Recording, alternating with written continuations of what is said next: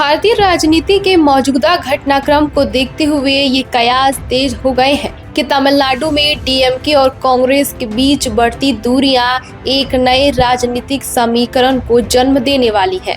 विधानसभा चुनाव के बाद कांग्रेस द्वारा टीवीके को समर्थन देने से नाराज एमके स्टालिन ने इसे पीठ में छुरा घोंपना करार दिया है और लोकसभा में कांग्रेस से अलग बैठने की मांग कर डाली है, जिसके बाद से अब इस वक्त पूरे देश में अलग ही सियासत ने जन्म ले लिया है।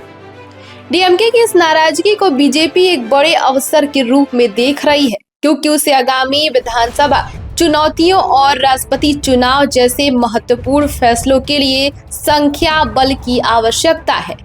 वाजपेयी युग में एनडीए का हिस्सा रही डीएमके के साथ दोबारा तालमेल बिठाकर बीजेपी न केवल संसद में बहुमत की कमी को पूरा करना चाहती है, बल्कि इंडिया गठबंधन में फूट डालकर विपक्ष को एक बड़ा मनोवैज्ञानिक झटका भी देना चाहती है। हालांकि बीजेपी और डीएमके के बीच ये गठबंधन इतना सरल नहीं होने वाला है, क्योंकि परिसीमन जैसे विवादास्पद मुद्दों पर दोनों दलों के बीच गहरे वैचारिक मतभेद भी हैं।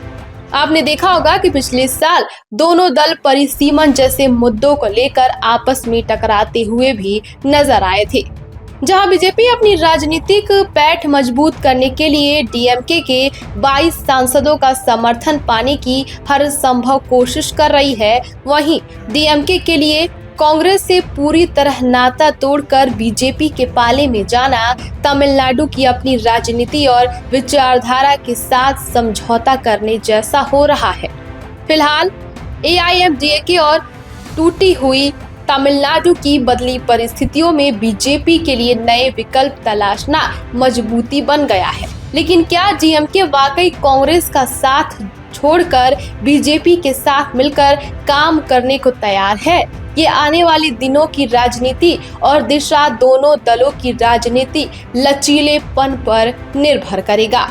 लेकिन जब बीते दिनों राहुल गांधी और थलपति विजय को एक साथ एक मंच पर देखा गया था, तो इसके बाद से एमके स्टालिन के बीच फूट की खबरें भी लगातार सामने आई थी।